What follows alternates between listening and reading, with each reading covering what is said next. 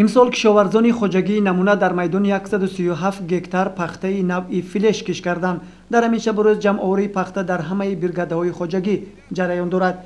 150 نفر سمداران این خوجگی چون همه روزه در صحرا به پخته چینی مشغولند. برگاد başlığı پخته تیرمیز. Biz bu yıl gektariga 70 sentrden paxta bajarib 10 kunlikka oliy birinchi o'rinda oldik. Mana bizga birinchi 10 kunlikka 50 dirhamdan pul to'lashib har 5 kunga pullarimizni olib turibmiz. Bizga rahbarlik qilayotgan Nuriddin Toshboboyevga va boshqa brigad a'zolariga kattadan katta rahmat. Mana hozir ham paxtalarimiz ko'p, planni bajarib xalqimiz oldida yuzimiz yorug' bo'lib vatanimizga xizmat qilamiz. امسال از روی نقشه کشاورزان خوجگی نمونه باید 326 تانه پخته جمع آوری نمایند. تا امروز 200 تانه پخته جمع آوری شده است که از هر گکتار 14 سنتینری را تشکیل می‌دهد. گفت هنگام صحبت سراگرانوم خوجگی عبدالرسول زردکوف. قریب 100% ما پخته را با واسطه آبمانی سبزانیدیم که کمی دوره نشونامای پخته طول کشید.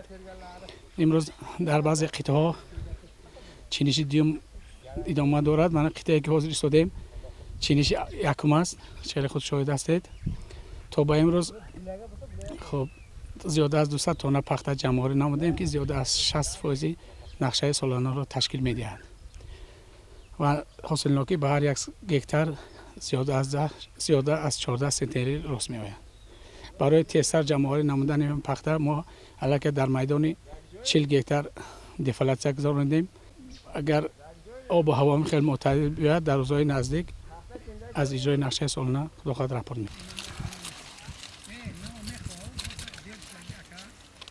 نسبت سالهای گذشته در خوجگی نمونه نشونمای پخته سست‌تر به نظر می رسد. سبب آن را دهقانان به نارسایی آب ارزیابی می‌کنند. به هر حال به 1 کیلوگرم پخته جمع آوری شده به چینکچیان 50 درهمی مبلغ پرداخت کرده می شود.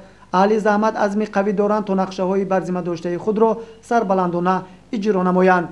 صابر جان سعیدов، ظفر حسنов برای برنامه اطلاعاتی خبر.